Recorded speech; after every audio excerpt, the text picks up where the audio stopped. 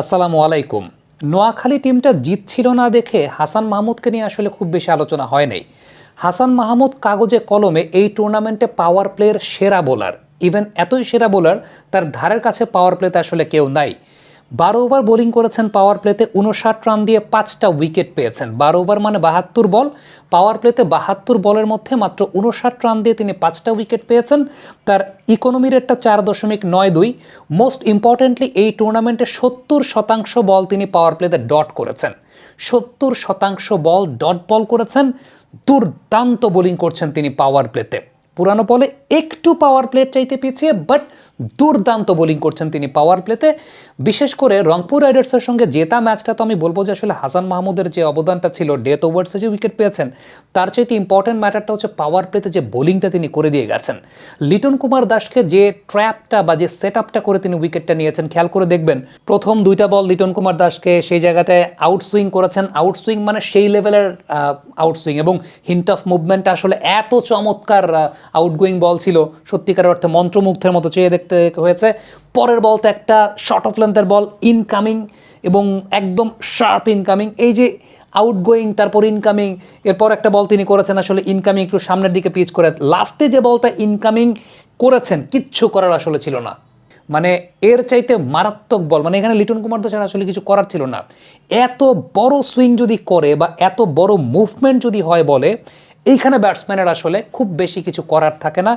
দুর্দান্ত সুইং তিনি করিয়েছেন, এবং সেট আপটা চমৎকার। যে একজন বোলারের যখন দুই ধরনের বিষয় থাকে, যে বের করে নিয়ে যাওয়া ঢোকানো, এই বিপিএলে হাসান মাহমুদকে আসলে খুব রিদমে মনে হচ্ছে।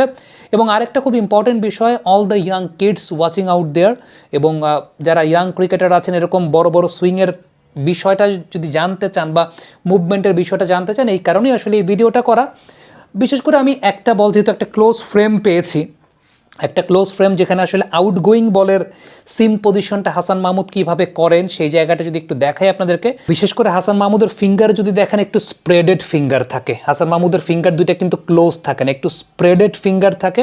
এবং সিম পজিশনটা যদি খেয়াল করে দেখেন, যে মিডল ফিঙ্গারটা সিমের বাইরেই থাকে মোটামুটি, ইন্ডেক্স ফিঙ্গারটা সিমের বাম পাশের যে অংশের একেবারে কোনায় ঘেঁষা থাকে, এবং ডান পাশের ফিঙ্গারটা সিমের ডান পাশের থেকেও আরেকটু বাইরে থাকে, অনেক বেশি মাত্রা স্প্লিটেড ফিঙ্গার থাকে।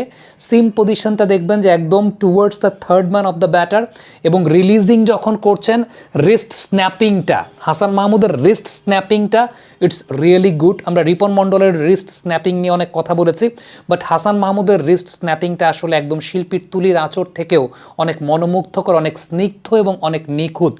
প্রয়াত জ্যাকি স্যার এই রিস্ট স্ন্যাপিং এবং ব্রাশিং নিয়ে আমাদের অনফিল্ডের পর্দায় কথা বলেছিলেন। যারা সেই ভিডিওটা সে সময় দেখেছেন তারা অনেক বেশি রিলেট করতে পারবেন।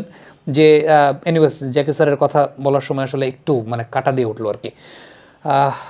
এনিওয়েজ, জ্যাকি স্যার একটা ভিডিওতে এরকম আমাদেরকে জানিয়েছিলেন যে যারা স্ন্যাপিং করে আবার যারা ব্রাশিং করে, তাদের দুই ধরনের বলের বৈশিষ্ট্য যে, এবং হাসান মাহমুদকে নিয়েও তিনি কথা বলেছিলেন যে হাসানের রিস্ট স্ন্যাপিংটা যখন আউটগোয়িং তখন রিস্ট স্ন্যাপিংটা কীরকম, যখন ইনকামিং তখন রিস্ট স্ন্যাপিংটা কীরকম।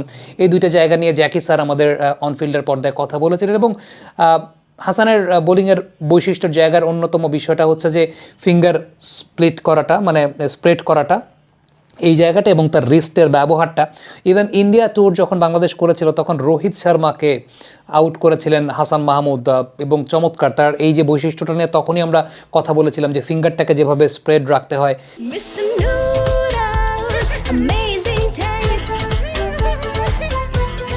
সেটা খুব ভালো মতো তিনি রাখেন। মানে তার বৈশিষ্ট্যের জায়গাটা এবং রিস্টের ব্যবহারটা, রিস্ট স্ন্যাপিংয়ের যে জায়গাটা, ইটস রিয়েলি গুড। এই টুর্নামেন্টে হাসানকে একটা ক্রেডিট আসলে দিতে হবে।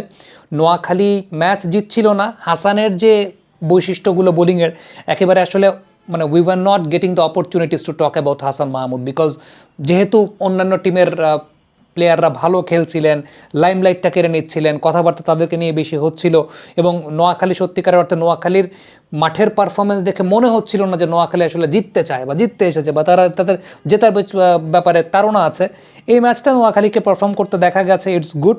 আরেকটা বিষয় বলবো, সেটা হচ্ছে যে দিনের বেলার ম্যাচে শৈত্যপ্রবাহের সময়টায় যারাই আগে ব্যাটিং করেছে সবাই কিন্তু মোটামুটি ধরা খেয়েছে। দেখেন যে বিষয়টা ঘটে, যে প্রত্যেকটা ব্যাটসম্যানেরই তো ল্যাকিংয়ের জায়গা থাকে, ছোটোখাটো ল্যাকিং তো থাকবে, বড়সড় ল্যাকিংও থাকবে, কিন্তু উইকেট যখন আসলে একটু বেটার উইকেটে খেলা হবে তখন এই ল্যাকিংগুলোর ছাপিয়েও কিন্তু ব্যাটসম্যান তার পারফরমেন্সের জায়গাগুলো অনেকভাবে ওভারকাম করতে পারেন। কিন্তু যখন অনেক বেশি ফগি কন্ডিশনে খেলা হবে, নোয়াখালী 2টা ম্যাচ খেলেছে কিন্তু একদম শৈত্যপ্রবাহের সময়, একদম ফগি কন্ডিশনে, দিনের বেলার প্রথম ইনিংস। সো ওই সময়টায় আসলে বোলারের খুব বেশি কিছু করার থাকে না, ব্যাটিং টিম মানে ব্যাটিং সাইড এত বেশি খারাপ পারফর্ম করে ফেলে দেখে। তো আমি আমার যদি ক্ষমতা থাকতো আমি মানে দিনের বেলা ম্যাচই রাখতাম না এই সময়। দিনের বেলা এই সিজনে দিনের বেলা বিপিএল এর টি-20 ম্যাচ, মানে এই দেশে টি-20 ম্যাচ হয়, এটাই তো আমাদের সবচাইতে বড় দুর্ভাগ্যের জায়গা আমার কাছে মনে হয়। প্লেয়িং স্ট্যান্ডার্ডটা অনেক বেশি মাত্রায় কমে যায়। আর এখন তো আসলে একটা ভেন্যুতে সব খেলা হচ্ছে, উইকেটগুলোর উপর এক ধরনের প্রেশার পড়ছে, কোয়ালিটি ক্রিকেটটা আসলে আমরা দেখতে পাচ্ছি না, বা এটা খুবই স্বাভাবিক। বাট আজকে নোয়াখালী জিতেছে, it's good to see. Noakhali অন্তত পয়েন্ট টেবিলে এবং তারা এমন একটা টিমকে আসলে হারিয়েছে যে টিমটা আসলে 1-2-3-এর মধ্যে আছে, বা টুর্নামেন্টের শিরোপা রেসের জন্য অন্যতম বড় দাবিদার। এনিওয়েজ, হাসান মাহমুদ ভালো শেপে আছেন, ভালো করছেন। It's really a good matter for Bangladesh cricket, এবং আমার কাছে মনে হয় যে হাসানের এই শেপটা হাসান বজায় রাখবেন, কন্টিনিউ করবেন এবং এটাকে ধরে রাখবেন।